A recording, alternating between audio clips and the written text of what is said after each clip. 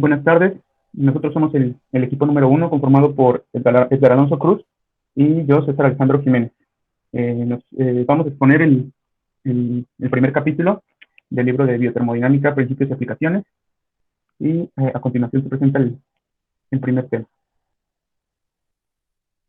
El primer capítulo se trata de energía, entropía y termodinámica. Como subtema 1.1 tenemos energía. ¿Qué es la energía? Pues la energía se va a definir como la capacidad para realizar trabajo. Esta se presenta de varias formas. Energía cinética, que está asociada al movimiento y es proporcional al cuadrado de la velocidad. Energía potencial, que es la energía que tiene un sistema debido a su posición o configuración. Ya sea que éste esté en un campo gravitacional, se definiría como energía potencial gravitacional, o un campo eléctrico, que sería energía potencial eléctrica, asimismo campo magnético, que sería energía potencial magnética. La energía interna, que está asociada a la estructura química de la materia, se incluye la energía de traslación, rotación y vibración de las moléculas. También está asociada a los constituyentes estáticos como átomos y sus enlaces químicos. La entalpía, que es la energía de un fluido en movimiento. Una partícula en movimiento va a tener una energía interna y se va a sumar a la energía de flujo, que es la presión por su volumen. Entonces, la entalpía es la suma de la energía interna más la energía de flujo. La entalpía de formación, que es la energía requerida para formar un molde o un compuesto a partir de sus elementos. Cuando el elemento se encuentra en condiciones estándar, se va a llamar entalpía de formación estándar. Entonces, la energía específica de un sistema es la suma de todos los tipos de energía, que sería la energía es igual a la energía interna más la energía cinética más la energía potencial más la energía de flujo. La unidad de energía en el sistema internacional es el joule. Un joule equivale a un newton por metro. En el sistema pre-internacional, la unidad de energía es la caloría, que en algunos productos se nombra como kilocaloría. La equivalencia a joules es una caloría igual a 4.188 joules. La unidad térmica británica es la unidad de energía utilizada en Inglaterra y es la cantidad de energía que se necesita para calentar una libra de agua. El siguiente tema es transferencia de energía. La energía se puede transferir de una entidad a otra. Esta entidad se define hipotéticamente como una superficie bidimensional. Esta se denomina sistema, que está delimitada por límites, los cuales son los límites del sistema. La transferencia de energía ocurre solo en los límites del sistema y puede ser mediante transferencia de masa, trabajo o calor, cuando está en una interacción térmica. La cantidad de calor requerida para aumentar la temperatura a un grado a una unidad de masa de un material se denomina calor específico. Este calor específico puede estar a presión constante o a volumen constante. El calor específico se expresa como Joule sobre mol Kelvin o Joule sobre gramo Kelvin. El trabajo en física es el producto de la fuerza y la distancia a través de la cual actúa la fuerza. Lo que es trabajo igual a fuerza por distancia. La fuerza tiene como unidad el Newton, llamada así por Isaac Newton. La cantidad de fuerza neta necesaria para alcanzar un kilogramo de masa a una velocidad, para acelerar un kilogramo de masa a una velocidad de 1 metro sobre segundo es un newton. Hay diferentes tipos de trabajo, como trabajo de límites, que se hace moviendo un límite contra la presión. Trabajo de desplazamiento se hace cuando se mueve un objeto a cierta distancia. Trabajo eléctrico, que se hace al mover una carga eléctrica Q entre dos puntos. El, el trabajo realizado en un tiempo unitario es la potencia y tiene como unidad el watt. El watt es la tasa a la que se realiza un trabajo cuando la velocidad de un objeto se mantiene constante a 1 metro sobre segundo, contra una fuerza constante opuesta de un newton. En este esquema se muestra una turbina que es impulsada por vapor. El vapor de agua tiene una entalpía y una energía cinética que mueve el impulsor, disminuyendo la energía del agua y produciendo trabajo. En este otro esquema habla sobre la teoría del ligamento deslizante de un músculo, el cual produce un trabajo muscular. Esto se debe a un ciclo que tiene 6 pasos. El primero es que desde un retículo sacroplasmático entra el calcio en el músculo, desencadenando la exposición de los sitios de unión de la actina. Como segundo paso, la miosina se une a la actina y el puente cruzado entre la actina y la miosina causa un desplazamiento de los ligamentos y el músculo se contrae. Entra el ATP y se disocia en ADP, aumenta la energía de los ligamentos y devuelve el músculo a la posición estirada. Los iones de calcio se transportan de regreso al retículo sacroplasmático y el ciclo se repite durante el trabajo muscular. Otro ejemplo de trabajo de límites se puede presentar al inflar un globo. Para calcular el trabajo se considera el límite interno del globo. El trabajo es al igual a la presión interna por la diferencia del volumen. Y para considerar el límite como la superficie externa del globo es el trabajo externo por la presión de los alrededores por la diferencia de volumen. Entonces la diferencia de estos dos trabajos, interno y externo, va a ser igual al trabajo realizado para inflar un globo. Otro ejemplo de trabajo es cuando un bacteriófago inyecta su propio ADN a una célula. Para esto se requiere trabajo. Entonces, cuando el ADN viral empuja al líquido citoplasmático fuera para formar una cavidad en el que colocarse, el trabajo involucra la presión y la tensión superficial. De, Como se considera la cavidad una esfera, entonces la fórmula queda como la siguiente, donde el primer término es el trabajo para remover la superficie esférica y el segundo es la tensión superficial. Por último, se integra la función donde D es la superficie de Tolman. Otro ejemplo de trabajo para un trabajo eléctrico en un sistema biológico es, por ejemplo, intercambio de iones que se mueven debido a la diferencia de concentración, lo que lleva a una diferencia de voltaje. Y la que sigue sería la fórmula para el cálculo del trabajo eléctrico, que para este caso se calcula sustituyendo los datos de la siguiente manera. El siguiente tema es la aparición de la máquina de vapor y la termodinámica. Primero, el ser humano utilizó como primera fuente de energía los nutrientes de los alimentos para la producción de trabajo muscular. Posteriormente, el uso de la leña y después el carbón durante el siglo XVII en Europa dio lugar al descubrimiento de la máquina de vapor. Este descubrimiento trajo consigo el avance industrial, por lo que la economía del mundo aumentó. Se hicieron posibles los viajes largos gracias a las locomotoras y barcos impulsados por vapor. Aunque la demanda de productos industriales y por ende la demanda de materias primas dio lugar a varias guerras, así como cambios sociales como el capitalismo y el comunismo, se promovió el estudio de la termodinámica para mejorar el uso de las energías.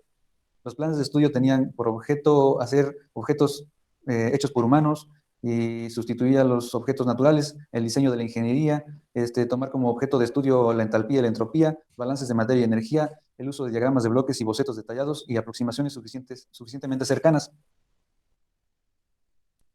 En la siguiente imagen se muestran varios sucesos históricos, como el primero, que es Thomas, que construyó la primera máquina de vapor comercial.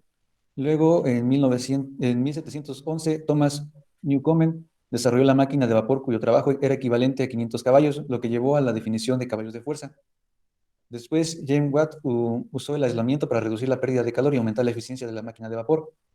George Stephenson construyó la locomotora a vapor y finalmente William montó con éxito la máquina de vapor en un barco. Como la máquina de vapor era ineficiente en términos de la relación entre producción de trabajo y la entrada de energía, y además era de gran tamaño, se reemplazó por la máquina de combustión interna durante el siglo XX. Con el desarrollo de los automóviles, el precio del petróleo fue subiendo hasta que en 1973 el precio del petróleo se cuadriplicó, lo que llevó a buscar alternativas renovables de combustibles. Para inicio del siglo XXI se buscan alternativas para sustituir a los combustibles fósiles, como el desarrollo de biodiesel a partir de la soya, que parece la idea más razonable. El subtema 1.4 es la fuente, el almacenamiento y la utilización de energía en los sistemas biológicos. El sol es la principal fuente de energía en la Tierra. Las plantas utilizan esta energía para crecer mediante la fotosíntesis, donde el dióxido de carbono es el químico de partida. En un ciclo donde las plantas crecen y los animales las comen y estos mueren, quedan debajo de la Tierra para convertirse en petróleo después de mucho tiempo, y nosotros lo extraemos para generar energía, se produce nuevamente dióxido de carbono.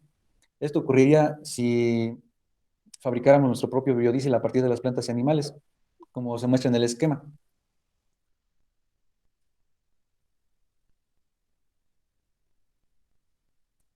Se tiene que, la energía de enlace es la energía que se necesita para romper los enlaces químicos de un compuesto. En la tabla se muestra el valor de la energía de enlace de varios tipos de enlace.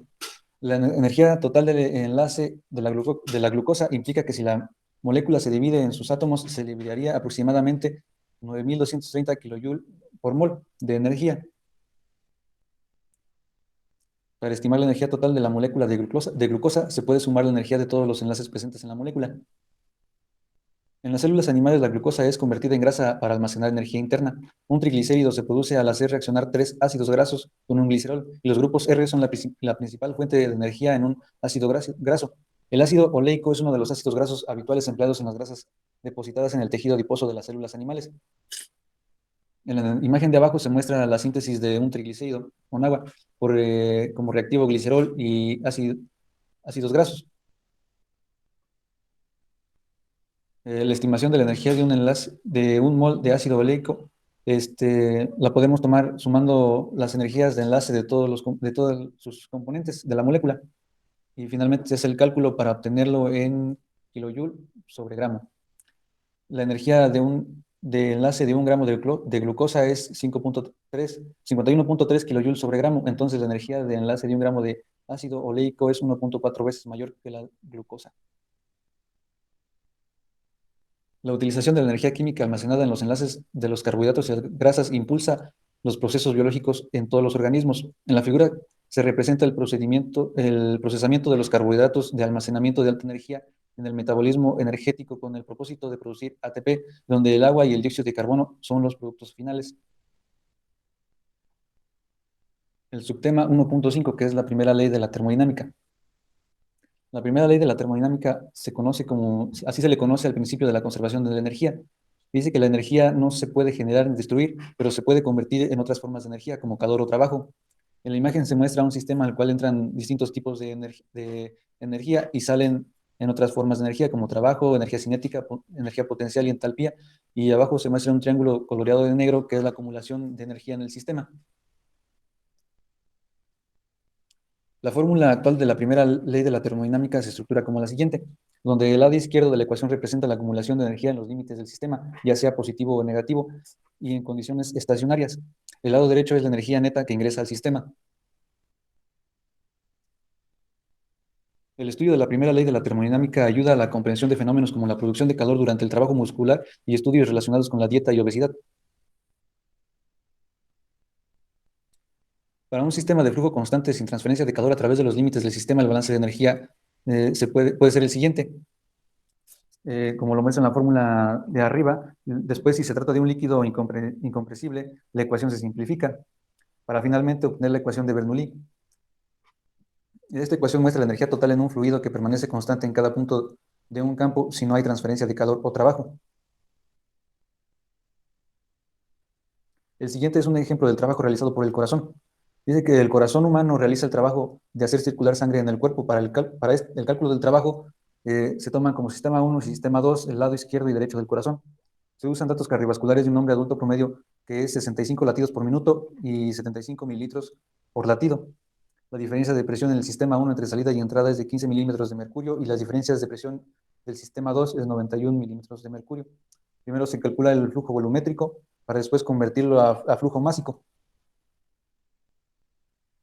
Finalmente, como no hay energía interna, energía potencial o cambio de energía cinética involucrada en el proceso, además no hay una acumulación de energía en el corazón y no se considera transferencia de calor en el proceso, la ecuación de la primera ley de la termodinámica se puede simplificar, así como la ecuación de arriba. Después, acomodando la fórmula para el lado izquierdo del corazón, se tiene el trabajo del lado izquierdo y sustituyendo los datos podemos calcular que el trabajo del lado izquierdo es de menos 3.312 joules. Lo mismo para el lado derecho. Se sustituyen los datos y se obtiene que es menos 546 joules. Finalmente, el trabajo total realizado por el corazón es la suma del trabajo de ambos lados, izquierdo y derecho. El trabajo es negativo porque lo está realizando el sistema. El mismo ejemplo se puede realizar en MATLAB utilizando el código siguiente. Al ejecutar el código en MATLAB, se genera una gráfica la cual describe la variación del trabajo realizado por el corazón con el volumen de sangre bombeada y la frecuencia de los latidos del corazón. Es la gráfica de abajo, que conforme aumenta los latidos y la cantidad de sangre bombeada, aumenta el trabajo. Por último, el 1.6, que es la irreversibilidad. Se dice que toda materia del universo tiende a llegar a un nivel más bajo de energía y a un desorden máximo. De haber una configuración donde la energía sea más baja y la materia seguiría el camino para llegar a ella. La observación de la irreversibilidad de los procesos da lugar a la segunda ley de la termodinámica. Un ejemplo sencillo es cuando un café se enfría. Cuando esto sucede quiere decir que se encuentra en equilibrio térmico con su entorno. Este proceso es irreversible porque por sí solo el café no puede calentarse espontáneamente. En el esquema de abajo se muestra una roca a cierta altura que cuando cae su energía potencial se convierte en cinética y al golpear el suelo se transforma en energía calorífica y acústica. El proceso es irreversible, pues haciendo ruido y calentando la roca no subirá espontáneamente. En este otro esquema representa una expansión reversible y una expansión irreversible. Si las moléculas dentro del cilindro cambian sus propiedades termodinámicas a la misma velocidad y estas propiedades fueran uniformes dentro del cilindro, no habría movimiento relativo entre las moléculas y no se necesitaría una fuerza para superar la turbulencia. Además, si no existe fricción entre el cilindro y el pistón, toda la energía inicial del fluido se utilizará para aumentar el espacio ocupado, es decir, para expandirse. Y en una turbina hidráulica, la energía potencial del agua se utiliza para generar trabajo, pero parte de la energía potencial se transforma en otras formas de energía disipativa, como turbulencia, fricción y ruido. Esto se debe a que a mayor altura la energía potencial aumenta, pero el flujo se vuelve más inestable. Una turbina hidráulica ideal dejaría que cayera el agua a una altura mínima para convertir toda la energía potencial en trabajo. Con el trabajo de Carnot y la formulación de la segunda ley de la termodinámica, una medida de las irreversibilidades se define como la generación de entropía, que es el siguiente tema.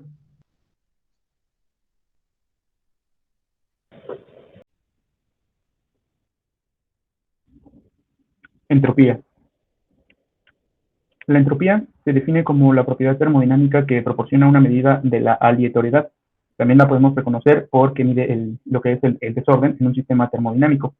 En mecánica estadística se define como en función de la microdinámica, es decir, eh, de la posición de cada partícula que compone el sistema termodinámico cuando llega a un estado que es compatible con, con la termodinámica macroscópica del sistema. Es decir, mide la probabilidad de tener las partículas en el estado, en el microestado que se requiere para llegar a una determinada presión o temperatura.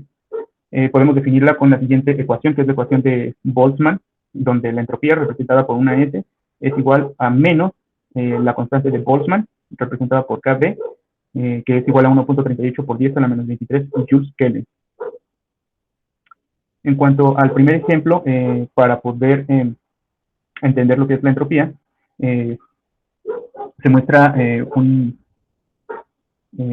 desarrollo de un embrión de pollo en el huevo, donde en el día cero toda la materia orgánica en el interior del huevo, que sería un sistema termodinámico, está desorganizada, es decir, la entropía es alta. Hay una alta posibilidad de que se empiecen a organizar el material que tiene dentro. Unas horas después de la fertilización comienza la división celular, es decir, comienza a haber orden, y unas horas después se comienza a formar el sistema vascular y el corazón.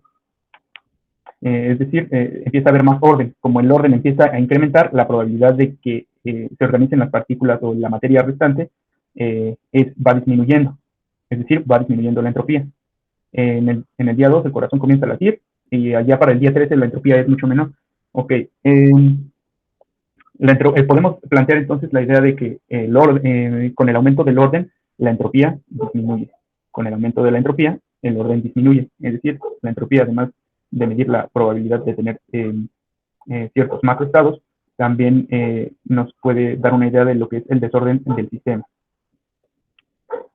Aquí, otro ejemplo, en los sistemas cuando se cometen a ciertos procesos termodinámicos, ocurren los fenómenos irreversibles, que lo vimos con mi compañero Edgar. Estos fenómenos irreversibles se presentan como en forma de fricción, generación de calor, generación de ruido, y en el caso de la fricción se genera un trabajo que no es aprovechable. En el caso del ruido y el calor, son energías, formas de energía que se integran al exterior del sistema o al ambiente. No se pierden, se integran al ambiente o al espacio. Sin embargo, por la magnitud de el cambio que provocan en él es imperceptible y no se aprovecha en el sistema. Por lo tanto, para este se considera como una pérdida. Ahí podemos ver en la figura de abajo una turbina ideal sin fenómenos irreversibles y como sucede en la turbina real del lado derecho. La segunda ley de la termodinámica, su tema 1.8. La segunda ley de la termodinámica se formula para diferenciar entre las formas de energía útil y disipativa. Esto es, la energía que se puede convertir directamente en un trabajo o para generar la energía que nosotros requerimos y la que se disipa. Por ejemplo, aquí podemos ver representado en el esquema la entropía de un flujo de entrada de una sustancia y la entropía que se transfiere por el flujo de calor. ¿Sí? Hay una diferencia de energía, una diferencia de entropía que se acumula en el sistema y la entropía que se genera es el triángulo que está en la parte inferior izquierda. Esa entropía es la energía que se disipa al ambiente, que no se convierte como tal en un trabajo útil, y en la parte superior derecha podemos ver la entropía la entropía restante saliendo con el flujo de la sustancia. Podemos plantear entonces que la segunda ley de la termodinámica nos dice que todo el trabajo se puede convertir en calor, pero no todo el calor se puede convertir en trabajo, y esto ya tiene que ver con lo que es la eficiencia de los sistemas termodinámicos. La expresión matemática de la segunda ley de la termodinámica quedaría expresada de la siguiente manera. Sería una ecuación diferencial donde podemos evaluar el cambio de la entropía del sistema con respecto del tiempo, donde ms es la entropía del flujo de entrada o de salida, según el caso, ahí tenemos las dos, y lo que es la transferencia de calor del sistema por unidad o el calor que libera el sistema por unidad de masa. También tenemos lo que es la temperatura del sistema, que es una temperatura constante. Otro ejemplo sería aplicando esta fórmula a lo que es el ejemplo del huevo de pavo. El calor que libera el sistema por unidad de masa serían los 174 miliwatts por cada 88 gramos, iría en la parte del numerador, y en el denominador sería la temperatura del sistema en Kelvin. Y el resultado sería de entropía, para este caso, menos 6.36. Si lo viéramos por observaciones, el límite del sistema se dibuja, si el límite del sistema se dibuja exactamente en la cáscara del huevo, entonces la temperatura límite sería más alta que la temperatura de la incubadora. Recordemos que todos los sistemas tienden al equilibrio, entonces para que el interior del huevo encuentre su equilibrio con lo que está fuera del sistema, con el entorno, tendría que perder energía o disiparla hacia él, y esto sería la entropía que se genera. Podemos encontrarla expresada en la siguiente fórmula. Una segunda observación, podemos evaluar la entropía del sistema con respecto del tiempo, realizando la misma ecuación, pero sumándole la entropía que se genera. Así podemos tener evaluar el total de entropía del sistema y la generada. En un sistema ideal todos los procesos ocurren de manera reversible, pero en un sistema real pues esto no es así. Si fuera el caso de un sistema ideal donde ocurren de manera reversible, la fórmula sería la segunda, que está en la parte en medio, que es la diferencial de entropía del sistema con respecto al tiempo, y en este caso sería el mismo al sustituir los valores. Sin embargo, las irreversibilidades hacen que esta entropía sea todavía mayor, porque pues ahí hay pérdida de energía por medio de la transferencia de oxígeno, por ejemplo, o de agua del sistema biológico, que en este caso es el huevo. En el caso de un sistema termodinámico con un gas ideal, en este caso se maneja el helio, nos dan los valores, el número de Avogadro, son valores que se tienen que considerar para poder ser sustituidos en la fórmula para determinar la entropía.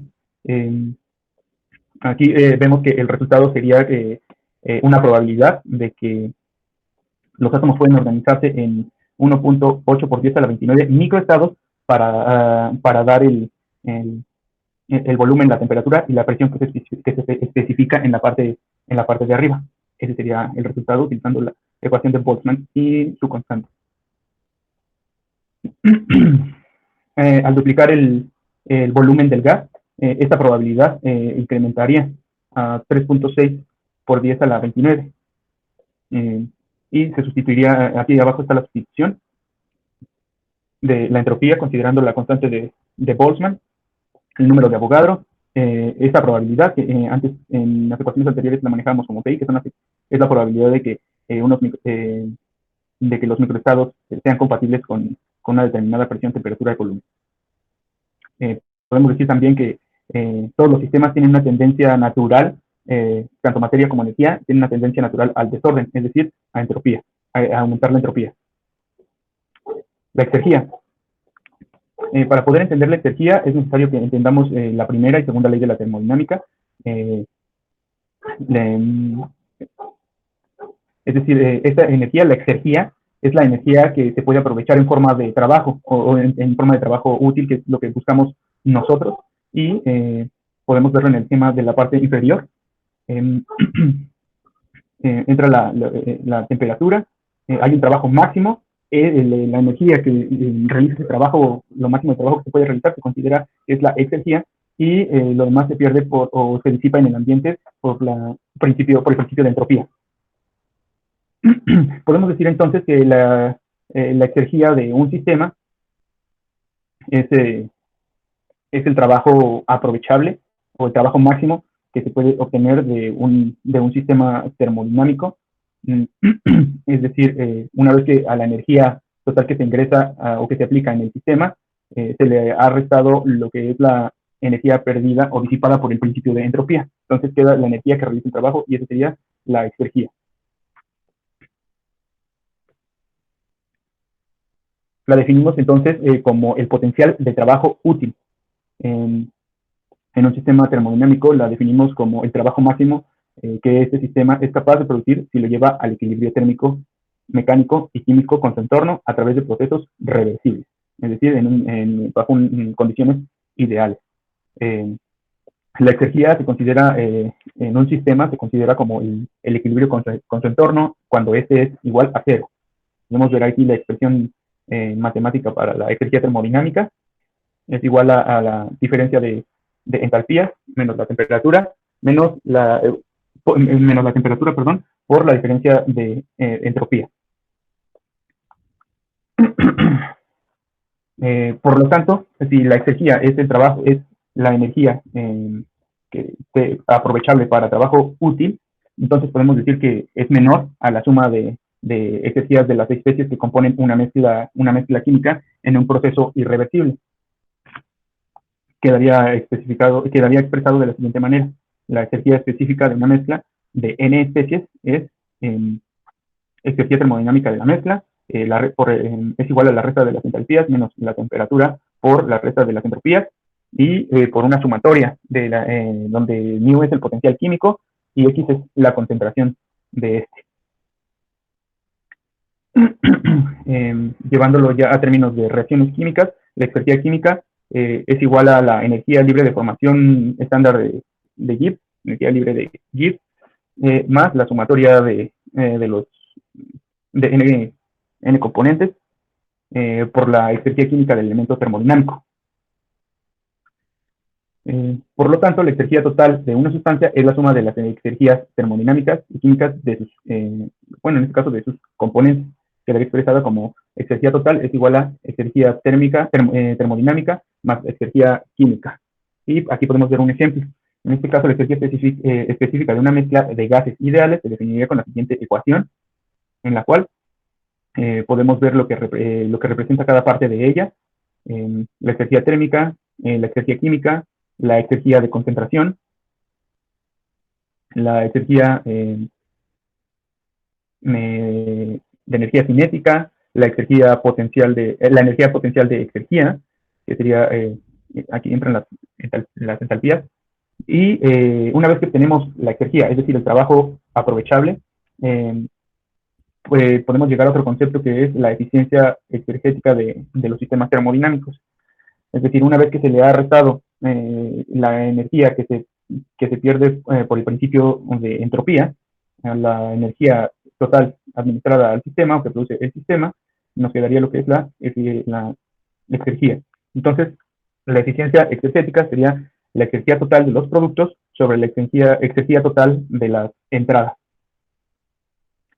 Y las ecuaciones gobernantes de masa, energía, entropía y exergía son todas las que les acabo de presentar mi compañero y yo, las que acabamos de presentar. Y para poder calcular las propiedades de un sistema termodinámico, habría que utilizarlas en conjunto, en la manera de balances de materia y energía, por medio de las leyes de la termodinámica. Puede ser aplicable a los organismos vivos, organismos biológicos, y en procesos reales. En un proceso real, incluso la exergía no es del todo, no se obtiene toda la eficiencia. ¿Por qué? Porque también, una vez que se obtiene el trabajo aprovechable, también existen irreversibilidades. Tenemos un esquema donde nos lo presenta. Está la entrada de energía, la exergía que se destruye gracias a las irreversibilidades, y la exergía de salida real del proceso real. La ecuación del balance energético relaciona la entrada y salida de de energía con el trabajo realizado en un sistema. También se maneja al cuerpo humano como un sistema biotermodinámico, donde la entrada de y de energía se considera, por ejemplo, el agua, la comida y el aire que exhalamos.